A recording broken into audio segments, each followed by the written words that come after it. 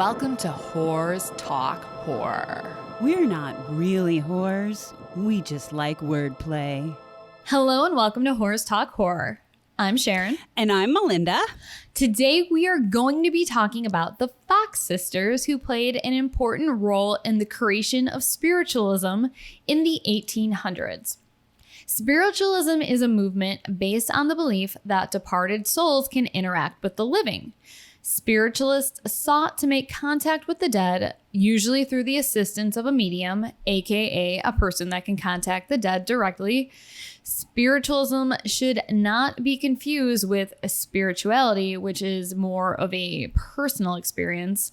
Spirituality can be a path that leads a person to know the reason for their existence, or it could be a balance of the mind, body, and soul, and often combines the values and moralities with which a person lives by. So, spiritualism, spirituality, two different things. Got it. Check, good. All right.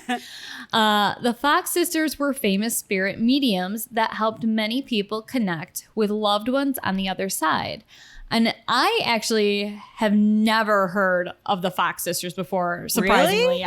Really? Yes, I don't know how. I have not heard of them, but I was watching the Netflix series, The Movies That Made Us, and I watched the Ghostbusters episode. Mm-hmm. And if you haven't seen that show, basically each episode is like a mini documentary about a movie from the 80s or 90s. I hope they make more, though, because it's really good, and I kind of want to see them branch out and do other decades as well. But anyways, they talk about the history of how a film was made. There's tons of trivia, and there's also interviews with cast and crew about the films. So during the Ghostbusters episode, they were talking with Dan Aykroyd, who was talking about the Fox sisters and how his own personal family history with spiritualism and the paranormal helped create the idea for writing Ghostbusters. Yeah. So that's actually how I heard of the Fox sisters. But you should check out that episode if you're a Ghostbusters fan, because it's quite fascinating. Yeah, that role wasn't really a huge stretch for Dan Aykroyd, which is kind of cool. It is really cool. And we'll talk more about that later. Okay. But first, we're going to talk about the Fox sisters. Awesome. I want to hear what you learned, Sharon. I learned so much. Educate us. All right. So the Fox sisters were three sisters from New York: Leah, Margaretta, who was also known as Maggie, and Catherine, who was known as Kate. They also had other siblings as well. Leah was the oldest of the trio. She was born in 1813, along with three other siblings who were born in the 1810s as well. Then their parents separated for some time due to John Fox, their father, being an alcoholic. And then in the 1830s, he sobered up and reconciled with their mother, Margaret. And then Maggie was born in 1833 and Kate was born in 1837. So Maggie and Kate were definitely oops babies. I don't think there was any oops there. I was going to say, I think that was like makeup sex babies. I mean, makeup sex for sure, but like, did they want two more children like at that stage in life? I mean, that's like a 20-year difference between Leah and then Maggie, and a 24-year difference between Kate and Leah. So yeah, but in the 1830s, I don't think they had much of a choice in terms of like birth control options. So this is true. And they needed kids to help on the farm. This is also true. So Leah, because she was 50 years older than her sisters, left home I'm just kidding. Leah left home in 1845 and she got married, and the two younger sisters, Kate, who was then age 11, and Maggie, age 14, moved with their parents to a farmhouse near Hydesville in Wayne County, New York in 1847. A house in which Mrs. Fox soon became convinced was haunted. Ooh. There was a rumor in town that a peddler had been murdered on the site of the farmhouse at some indeterminate time in the past. Mrs. Fox heard the story, and soon began jumping at every noise in the house, from banging doors to creaking timbers. Eventually, the two Fox sisters began using their mom's fear to play pranks on her. This is most definitely what I would have done too. I actually did do that to my mom when we lived in the house we thought was kind of haunted, and I felt to this day still feel bad about it, but it was worth it. Don't feel bad. So yeah, they discovered that when an apple would fall to the floor, there was a hollow knocking sound that would be made that would drive their mother into a panic. And they also realized that their poor mother had no idea that her innocent girls could play on her fears and terrorize her in such a manner. So it was basically all in good fun to them and just, simple teenage pranks until the night of March 31st when everything changed. Mrs. Fox had grown so panicked that she decided to have the girls sleep in her bedroom with her and Mr. Fox. That was the birth control. There you go.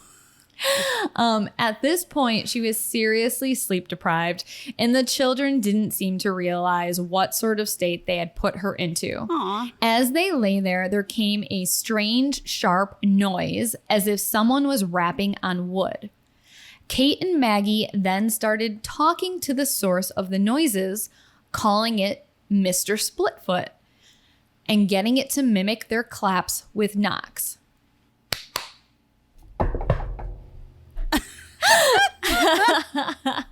Good job, everyone. Their mother began asking it questions, and the source replied using 2 knocks for yes and 1 knock for no. She determined it was the spirit of the man who was murdered in the house, obviously. I mean, what else could it be? Oh, yeah, right. Then she asked if it would continue to perform if she brought in outsiders. The spirit answered. So, of course... That was a yes, by the way. Yeah, thank you. Thank you. Thank you for everyone who does not speak knock. Of course, there was no spirit, as the girls were simply fucking with their mother. Those as bitches. They would confess 40 years later. They were making the noises by cracking the knuckles in their toes. Okay. I can... Okay. Yeah, I was gonna say I can crack my toe knuckles and I constantly am cracking like my finger knuckles and my toe knuckles. They do not make a sound that someone would think would be knocking on wood. They might want to get a doctor to check that out. That was going to be my question, because I knew this was coming eventually. Like, how the hell do you do that so convincingly? But I'm going to let you continue. Maybe something later in the story will... They just had like really loud joints. I don't know. I mean, I'm guessing by the time that they were all old women, all of their feet were all like curled up and like knotted and gnarled, and yeah, I don't know. It's Okay. kind of gross. And I don't like feet, so like the story in general kind of creeps me out, but for a different reason. So yes, they were using their knuckles and their toes to make the noises. And Kate even tried to half confess this to her mother by pointing out that the next day was April Fool's Day and that, this must be a prank. But Mrs. Fox was too convinced, and neither sister can tell the other to stop because, it's kind of fun to terrorize your parents. So why stop? Dude. The whole thing had escalated too far and was about to go completely beyond their control. At first, the neighbors thought the matter was a joke, and ironically, it was the panicked faces of the children that convinced them otherwise. They asked their questions and got their answers in response. One asked more questions about the spirit's murderer and was told that the killer had since died, so no justice could be gained. Convenient. Very convenient. I don't know how the spirit would know that, though, that their killer died. Well, yeah, they were hanging out probably. It's a spirit. Yeah. I mean, they're probably like, what's up? Welcome to the club.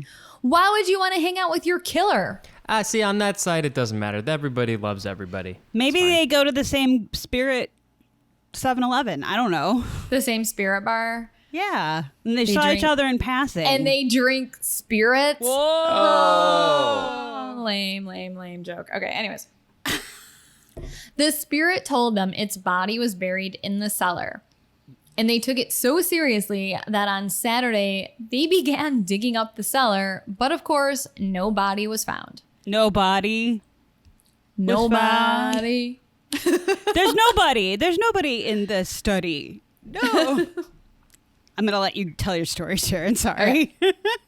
It's all right. It's Couldn't help hard it. not to reference a clue joke when you hear the word body. Thank you. For the next few days, the house was filled with curiosity seekers, but with this attention also came skepticism. Some locals called them tricksters, and others began to suspect witchcraft was at play. Luckily, they were about 200 years past the witch trials, so they were not at any risk to get hung or Set on fire? burned at the stake or Drowned.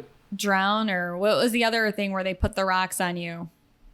Oh, they were flattened or something, right? Piling? Something like that. Shoot, we just covered that story not too long ago, and I forgot what it was called. The one guy, who they tortured. And Basically, they pile rocks on you until you're crushed to death. yeah. Lovely. All right. The local Episcopal minister even asked the Foxes to leave the congregation. The Fox parents decided that the best thing to do was send the sisters away. You cannot do this anymore. No, I mean, like, kids were basically like cattle in those days. Seriously. You know what? These kids, they're just not working out for me. Let's ship them off. Go live with someone else. You're their burden now. Honestly, if that was allowed, I might have actually had kids. If they don't turn out so good, you just send them off. Seriously. Not my problem anymore. All right. The Fox parents decided that the best thing to do was send the sisters away, and so they were sent off to stay with relatives.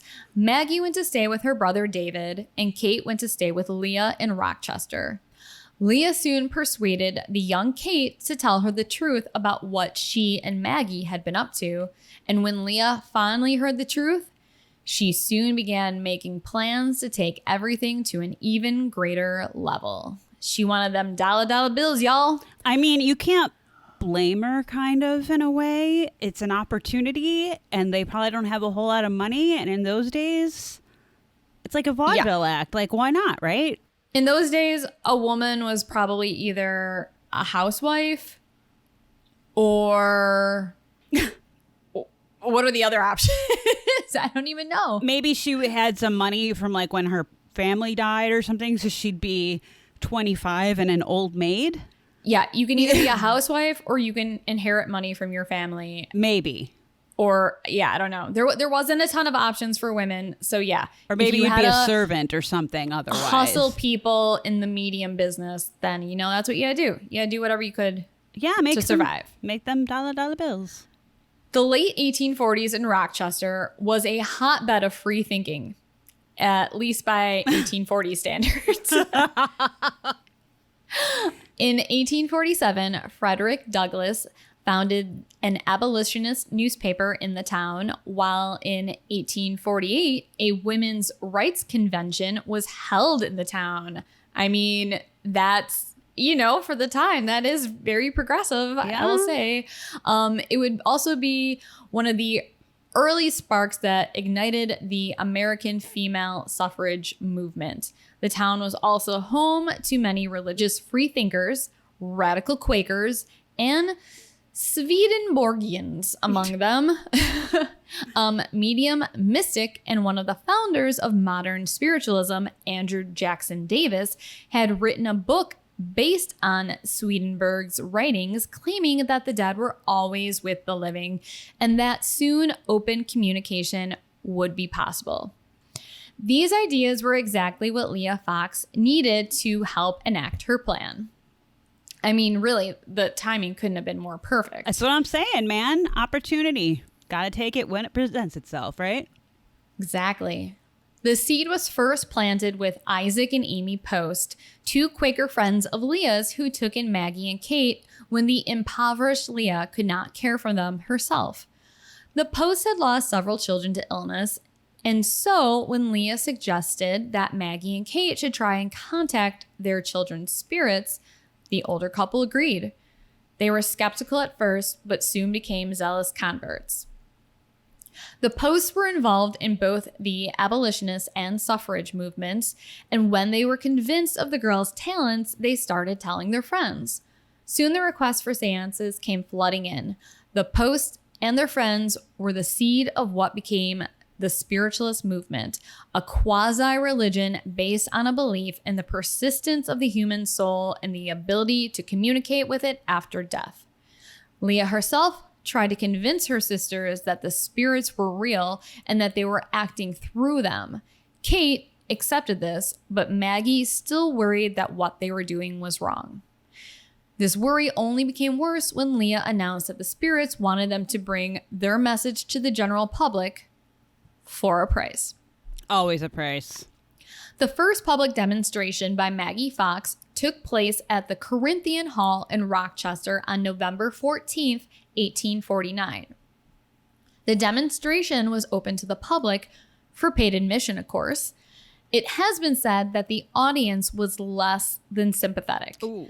Most expected to be present for the unmasking of the girls as frauds or for a bit of fun public shaming. Representatives of local churches who saw the whole thing as fraudulent at best and heretical at worst were in attendance, and disappointingly for the audience, the girls performed their roles flawlessly. So, on the second night, at the insistence of a local newspaper, a committee of Rochester's highest-ranking officials were on the stage to examine the proceedings. When they failed to detect any fraud, the crowd only grew more incensed. On the final night, the stagehands even discovered that somebody had smuggled in a barrel of warm tar, presumably for the traditional tarring and feathering. Oh my God. When the committee member admitted they could not explain the sounds, a riot broke out, fireworks were thrown, and the girls had to be smuggled out of the back of the theater. Keep in mind, these were still like pretty young girls. Yeah.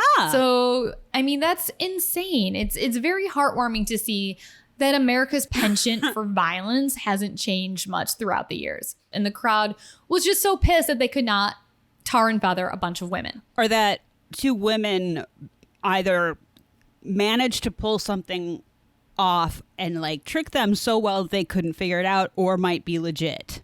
Yes. How Yes. dare they? How dare they? on either accusation, I guess I'm trying to say. No, I get what you're saying. Thank Yes, you. Exactly. Yeah. You might think that the events at the Corinthian were a complete disaster, right?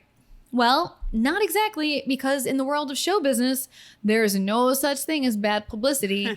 And the frenzied local coverage picked up by the New York dailies made the girls stars. I have to say, I think it's kind of amazing that back in the 1840s, I'm kind of impressed with the audience. Normally, I would have assumed that they would all been like, oh my God, this is amazing. But no, they were like, you are frauds, and we're pissed that we can't find proof of your frauds, but we know that you're frauds.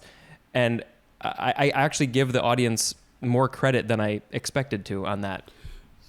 Why do you give them credit for wanting to? No. I'm not saying I don't give them credit for wanting to tar and feather them. I'm just saying that they were way more skeptical than I would have expected. Oh, because you think everyone in the 1840s is just like a bunch of dumb yokels who think that like magic is everywhere. I mean, this isn't like caveman days. No, I know that. But like, It's not like discovering fire. Honestly, I think considering that this was after the Salem witch trials, and after discussing that like 200 years earlier, I think America matured slightly since then, and maybe they were more skeptical, which is good. Yeah. Because they could have went in the other direction where they were like, they're witches, and like literally grabbed them off the stage and like stoned them in the town square or something.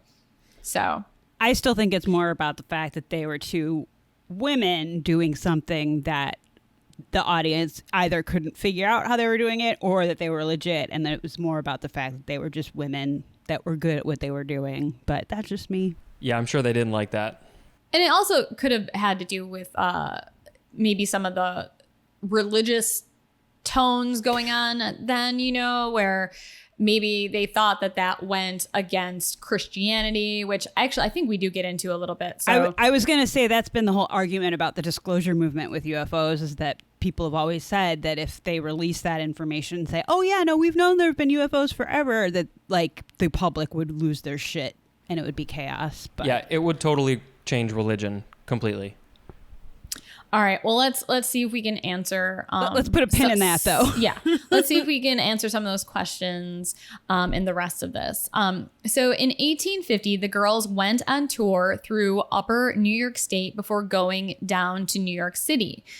In the smaller surroundings, with the appropriate atmosphere, their seances were far more convincing than they had been at the Corinthian. Even the journalists who attended were convinced, and some of the papers, which had been denouncing the girls as frauds, published retractions. Andrew Jackson Davis, the mystic who had predicted the sisters, even gave them his seal of approval. Spiritualism was now a phenomenon. Mediums started coming out of the woodwork everywhere, and seances became fashionable and popular.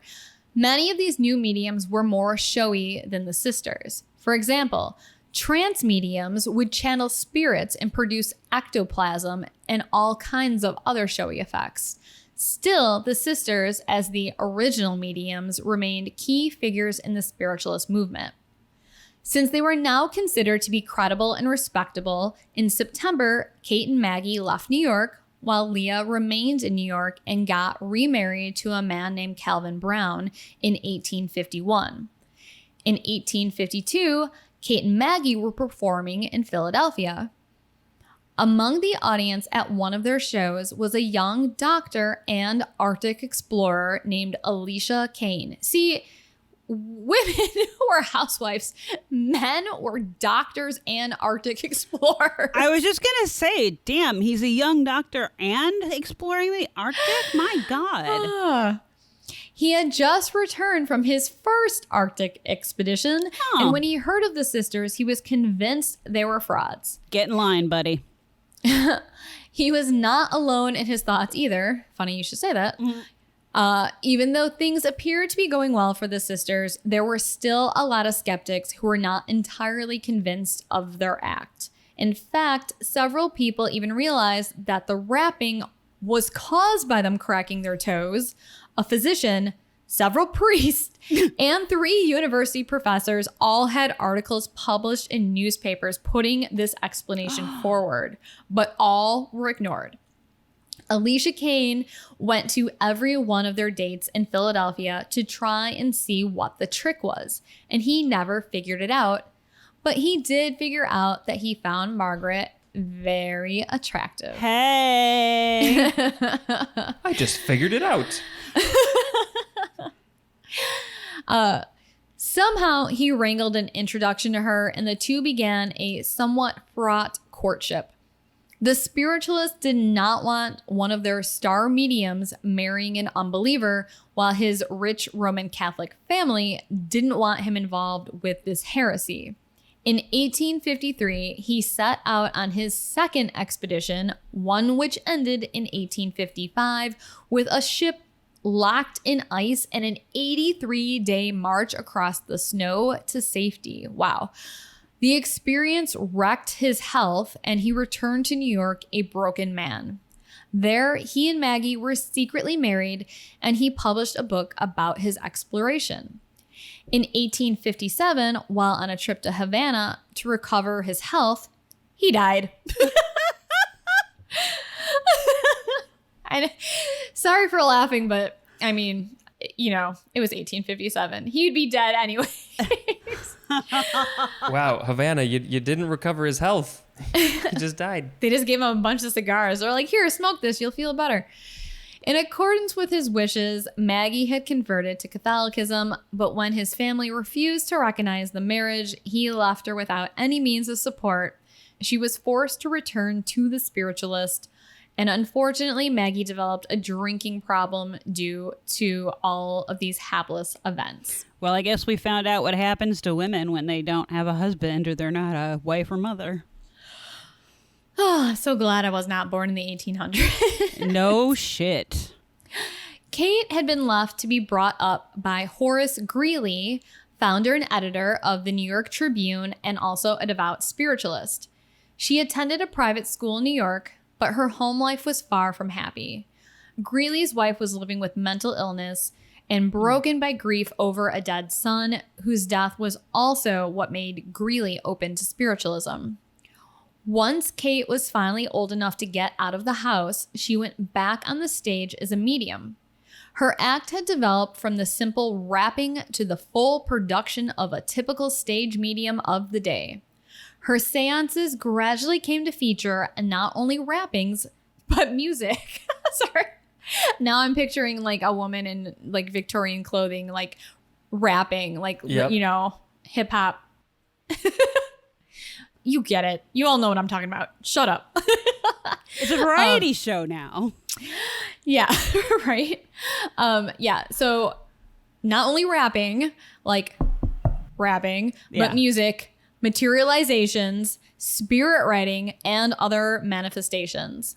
Kate was especially notable for her ability to receive one message through automatic writing while simultaneously giving voice to another. Wow, that takes coordination. I'm sorry. Writing and speaking at the same time? Well, automatic writing and speaking in a different voice. Yeah. True. She was a true celebrity medium, and she took full advantage of her celebrity status, developing, like her sister, something of a drinking problem. I don't know how that is taking advantage of her celebrity status. I mean, maybe she could just afford the good liquor. I don't know. In fact, some of Alicia's letters to Maggie while he was on his expedition warned her to watch out for her sister's drinking. Kate would have only been a teenager at the time. Oh, Jesus. So that's actually pretty sad. Yeah. Leah's second husband died in 1853, and in 1857, she married a wealthy banker named Daniel Underhill. Daniel was a spiritualist, and the pair of them soon had a solid control over the new movement. In 1864, she found out quite how serious her sister's drinking problems were and arranged for them to go into rehab. However, their father's death in early 1865 and their mother's death later in the year disrupted these plans. Kate did go through the process, but Maggie never did. She gave up on getting Alicia's family to recognize their marriage, and in 1865, she published his letters to her, possibly somewhat altered, as a book titled The Love Life of Dr. Kane. This book flopped, unfortunately, and she was forced to accept Leah's offer to go back on stage as a medium in order to support herself. Son of a bitch. In 1871, Kate went to England, officially as a missionary of the Church of Spiritualism. She was 34 at the time, and doubtless saw this as a way to escape Leah's tight control. In fact, Leah had engineered the trip as a way to separate Kate from Maggie in order to avoid her relapsing into alcoholism. There she met and married a London solicitor named Henry Jenkin. He was a barrister and a spiritualist, and the two had a happy marriage. They had 2 children, both boys. Some accounts have it that the pair moved back to New York in 1875, while other accounts say that Maggie came out to London to visit them in 1876. It may be that the 1875 trip was just a passing visit. It's unlikely that a barrister that was trained in English law would have wanted to move to America, where it would have been hard for him to find work. However, it's definitely true that in 1881, Kate's domestic bliss came to an end when her husband died. I think the second side story to the Fox sisters is what the hell is happening to all their husbands? Yeah, like I've actually, had I thought of it, I should have started a running count at the beginning of this because I think that's a we're lot on of dudes. 5 now. Jesus. I think we've had 5 dead husbands so far between 3 sisters. Wow. And there might be more.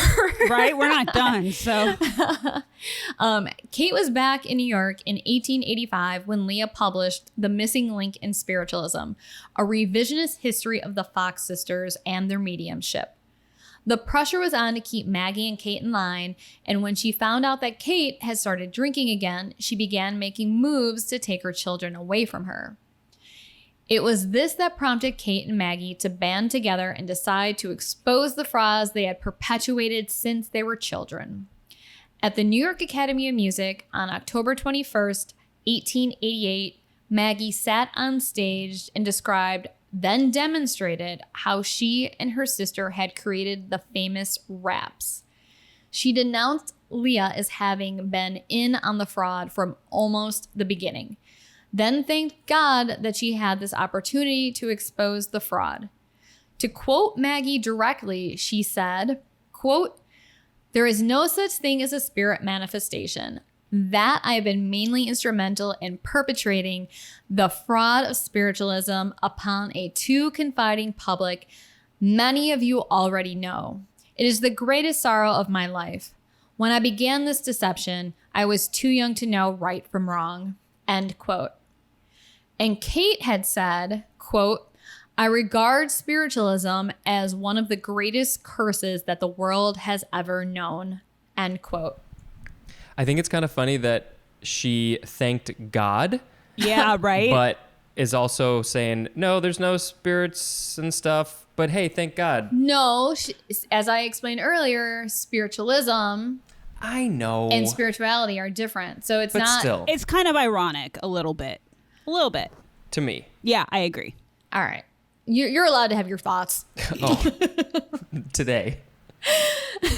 All right. For now. The papers declared the demonstration a death blow to spiritualism, but ironically, the movement proved impossible to lay to rest.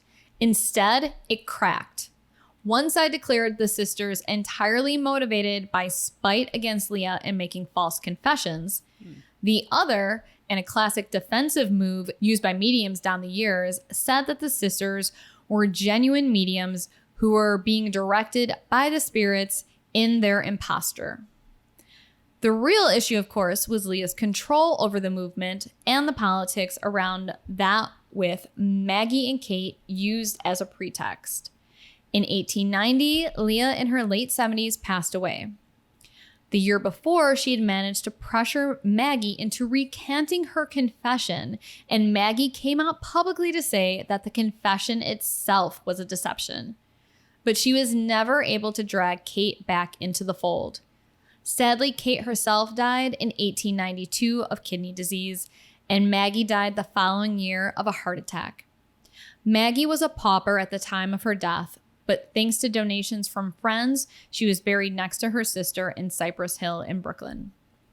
Various descendants of the spiritualist movement remain active to this day, and more than a few people still insist that the Foxes were genuine mediums. There was also one slightly odd coda to the whole affair. Though the people who excavated the Fox family home cellar in 1848 never found the body of Mr. Splitfoot, children playing in the cellar of the by then abandoned house found a collection of bones. The papers were hugely excited by this, with the Boston Journal giving an entire account of the skeleton being found behind a false wall. Sadly for true believers, an analysis of the bones by a physician in 1909 proved them to be a mismatched collection that was a mixture of chicken and human, with the latter probably scavenged from a nearby graveyard. Some local prankster was the general conclusion that was reached. This final fraud was the cherry on top of this unbelievable story. And it's a little strange how some people can want to believe in a lie so much that even when the liar admits it, they still believe. Ooh, oddly relevant, Sharon. That's the thing. So many of these stories, when we research them, even though they were hundreds of years ago, so oddly relevant to today. Makes me kind of doubt evolution. Which I don't, though, of course. I was being silly. Anyways, so what happened to spiritualism? Did the exposure of the Fox sisters as frauds dampen the mystique and curious draw of people to spiritualism? Well, not so much. 6 years before Maggie's confession, In London in 1882, the Society for Psychical Research was founded to examine paranormal phenomena using rigorous and unbiased scientific methods of investigation. The society also set up a committee on haunted houses, which, how do I join that committee? Right? I want to be on that committee. The movement quickly spread throughout the world, though only in the United Kingdom did it become as widespread as it was in the United States. Spiritualist organizations were formed in America and Europe. Spiritualism was mainly a middle and upper class movement and especially popular with women. American spiritualists would meet in private homes for seances, at lecture halls for trance lectures, at state or national conventions, and at summer camps attended by thousands. Wow. How fun would that be to go to a spiritualism summer camp? That would make a great slasher movie. That would be a good slasher movie, or like a good ghost story. Yeah. I heard he had a hook on his foot. All right. You can't keep using that joke every episode, It Mindy. never gets old. Go ahead. Sorry.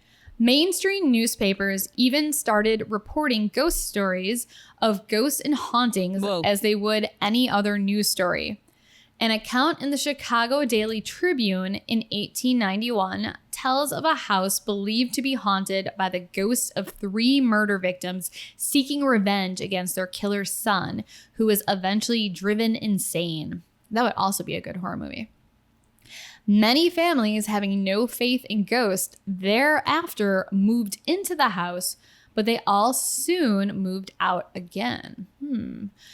In the 1920s, many psychic books were published of varied quality. Such books were often based on excursions initiated by the use of Ouija boards. And during the 1920s, Sir Arthur Conan Doyle, the creator of the world-famous detective Sherlock Holmes, and also an avowed spiritualist, traveled around the world lecturing on the comfort grieving family members could find in a seance parlor. In his talks, Doyle told of the next world as it had been described to him by spirits during seances. He assured his audiences that the departed all agree that passing is usually both easy and painless, and followed by an enormous reaction of peace and ease. Meanwhile, spiritualism skeptics attempted to expose fake mediums. The world-famous magician Harry Houdini made it his life's work to expose the perpetrators of this most monstrous fiction. Even though he always entered a seance with an open mind, Houdini declared, after 25 years of ardent research and endeavor, I declare that nothing has been revealed to convince me that intercommunication has been established between the spirits of the departed and those still in the flesh. The movement became extremely individualistic, with each person relying on his or her own experiences in readings to discern the nature of the afterlife. Organization was therefore slow to appear, and when it did, it was resisted by mediums and trance lecturers. Most members were content to attend Christian churches, and particularly Universalist churches harbored many spiritualists. The practice of mediumship enjoyed a rebirth in the 1970s as a significant activity within the New Age movement, which looked to the coming of an idealistic culture in the 21st century. New Age channelers claimed to contact a variety of disembodied entities, from ascended masters, who were basically spiritual beings who were believed to guide human destiny, to extraterrestrials, and, like the spiritualists, the dead. While the New Age movement disappeared in the 1990s, channeling continued to enjoy a large appeal. So I couldn't really find much more about the spiritualism movement after this time period. There still are a lot of organizations around the world today that are devoted to psychic research, practicing mediums, and the like. But when I was searching for spiritualism in the 21st century, every article that I found took me to spirituality, which I already explained is different. Mm-hmm. So I don't really think the spiritualist movement is as widespread and as active as it was previously. is what I'm saying. Yeah, I don't think that it's like even called spiritualism. I can't even Now talk. it's called Ghost Hunters. I was actually going to make that point, but I was going to wait a bit because you started to talk about how there were societies that were using actual like scientific data to try and measure stuff, and I was going to be like, and where was the birth of Ghost Hunters? But the TV show. Yeah, Ghost Hunters, Ghost Adventures, but like all those most shows. people, I feel like spiritualism now are like more general people like ourselves or like our friends who like read tarot or do that stuff on their own. It doesn't have a name, and there's not like a group that identifies. So yeah, I guess the name of like the movement of spiritualism has definitely, it's not really a thing, but bits of it exist throughout society is what I'm fucking trying to say. Jesus. Well, to counter your points from earlier about her, saying thank God, but not believing in spiritualism. I believe in spiritualism, but I don't believe in God. So, and I'm not like 100% convinced that spiritualism exists, but I'm more open to the fact that ghosts exist and paranormal entities exist and things like that. And communicating with the dead could be possible and energy going on, but I don't believe in like a Christian God at all. So, I mean, it goes both ways, I guess. Yeah, I mean, I agree with that too. I mean, the Christian God is a very specific thing. I mean, you can believe in like some sort of quote unquote higher power or whatever. Right. And that's still different than a Christian God. Yeah. I mean, I don't even know if I believe in that really. I'm not against it. I'm not like, no, 100%. There is nothing else out there. But I also personally don't believe in it. I believe in energy and I believe in karma. And I believe that ghosts probably exist just based on everything I've experienced in my life. And stories that we've heard from people and oh, yeah, absolutely. things like that. Yeah. I would consider totally. myself to be spiritual. I do not consider myself to be a spiritualist. Interesting. Well, yep. See? I mean, I'm not going to sit at a seance or, try and like conjure ectoplasm or anything like that. Speaking of ectoplasm, I did want to revisit a few things. Hey. So I looked up how spiritualists manifested ectoplasm because, when we think of ectoplasm, we think of like Slimer from the Ghostbusters. He slimed me. Yeah. So in spiritualism, ectoplasm is said to be formed by physical mediums when they're in a trance state, and material is excreted from their bodies in like a gauze-like substance from different orifices on the medium's body, and spiritual entities are said to drape this substance over their non-physical body, enabling them to interact in the physical and real universe. Some accounts claim that ectoplasm begins clear and almost invisible, but then darkens and becomes visible as the psychic energy becomes stronger. Other accounts state that in extreme cases, ectoplasm will develop a strong odor. Maybe that's because it's coming out of random orifices. Just saying. Yeah. According to some mediums, ectoplasm cannot occur in light conditions. Light being in, like sunlight conditions, as the ectoplasmic substance would disintegrate. So that's why seances are always, they shut the lights off, maybe have some candles lit. Got it. Okay. Interesting. So ectoplasm on many occasions has been proven to be fraudulent. I'm going to say probably more occasions than not. Many mediums have used methods of swallowing and regurgitating cheesecloth, textile products smothered with potato starch, and in other cases, the ectoplasm was made from paper, cloth, and egg white or butter muslin. No, thank you. Why would they say, oh, I'm going to swallow this cheesecloth just to make, it's so ridiculous. It is, and it's gross and, You got to make that money. You got to convince people. Yeah, but Who was the first one to do that? that's a whole other episode, probably. I wonder if we even would find that out at this point. Oh, yeah. I don't think they would know the origins of that. So the other thing I wanted to go back and revisit is Dan Aykroyd's family. Yeah. So this comes from todayifoundout.com. All the other stuff I mentioned, we will have the links in our show notes. That came from a wide variety of sources. I'm not going to list all of them, but they will be in our show notes if you want to do some more research. But Dan Aykroyd's great-grandfather was actually a spiritualist who regularly conducted seances at the family home where Dan grew up. Shortly after Dan was born, according to family lore, he was visited by his deceased great-grandparents. Aykroyd says, quote, "My mother speaks about a time when she was nursing me and an old couple came to the end of the bed. The image faded away. She pulled out an album and saw it was my great-grandfather and his wife coming to approve the new child." End quote. As a child, Aykroyd was regaled by tales from his father of his great-grandfather's seances, including that the family even employed a medium who would channel a variety of people. His father's fascination with the paranormal was so great that in 2009, his father, Peter Aykroyd, published what has been described as an encyclopedic book on the subject.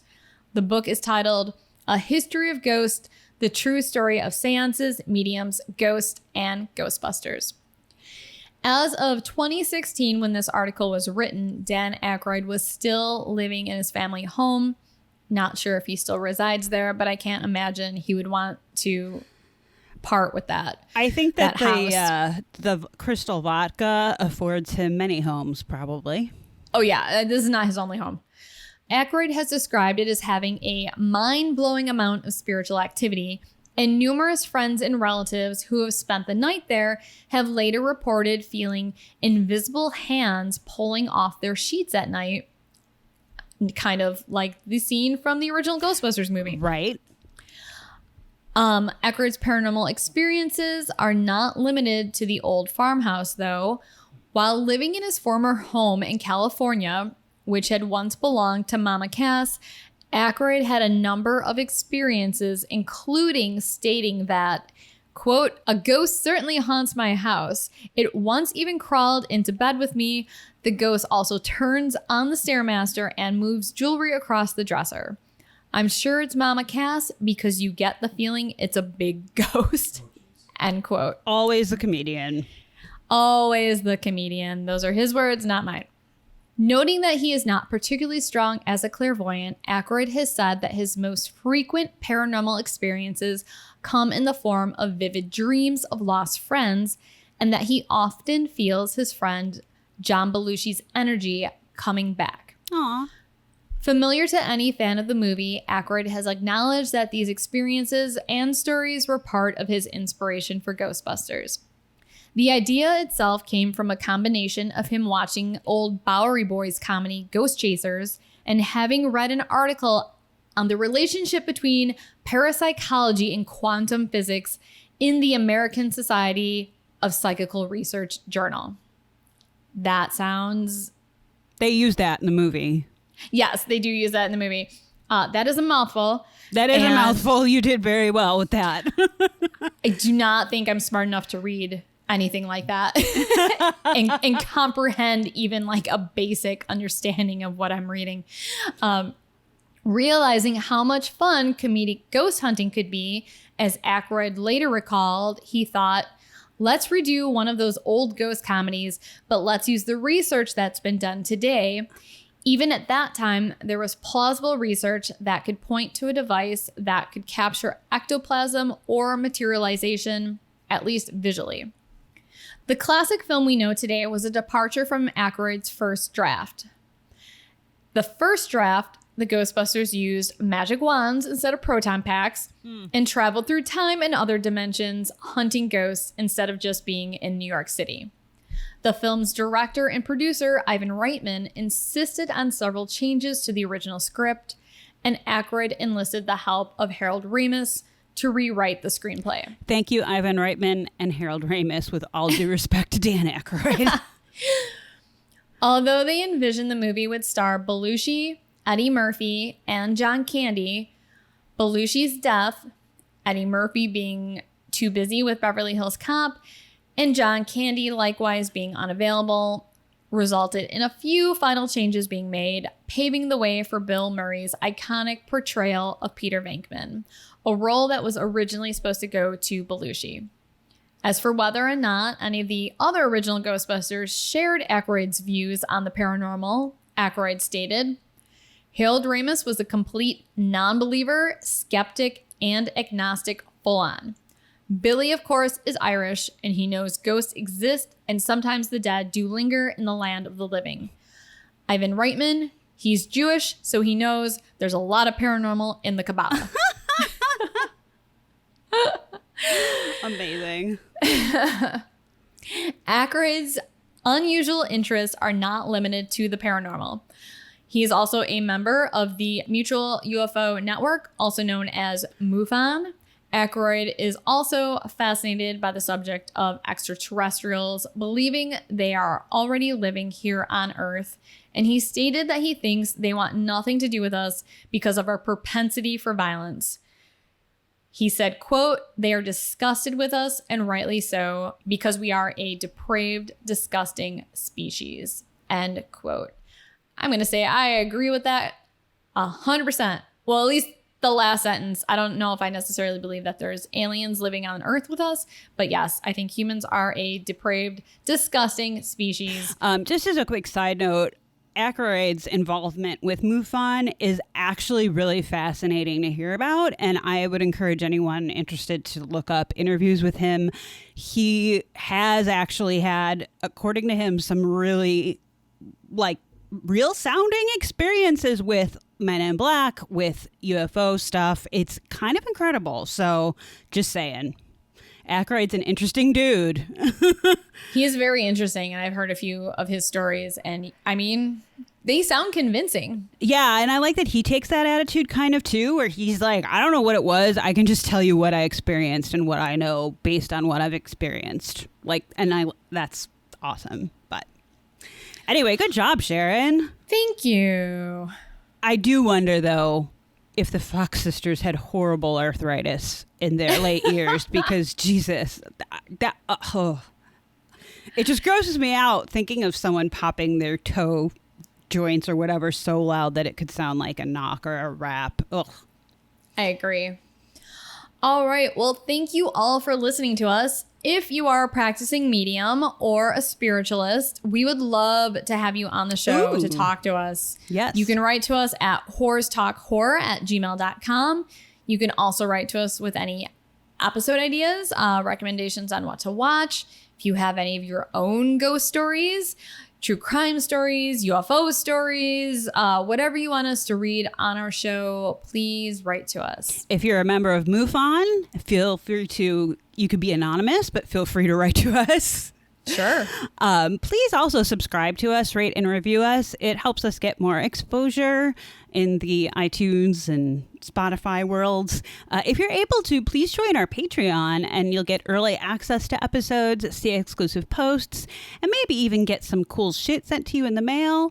And speaking of cool shit, quick shout out to Addie. I hope I'm saying your name right, from Alma Curiosa, a fantastic shop in the Lincoln Square neighborhood of Chicago, and Addie I randomly met and chatted with briefly a few weeks ago about the Fox sisters. And I said, hey, we're about to do an episode about the Fox sisters and other creepy stuff. So if you're listening, I hope you enjoyed the show. And to everyone listening, as usual, please be kind to each other. Please stay safe out there. And as always, thanks for getting creepy with us.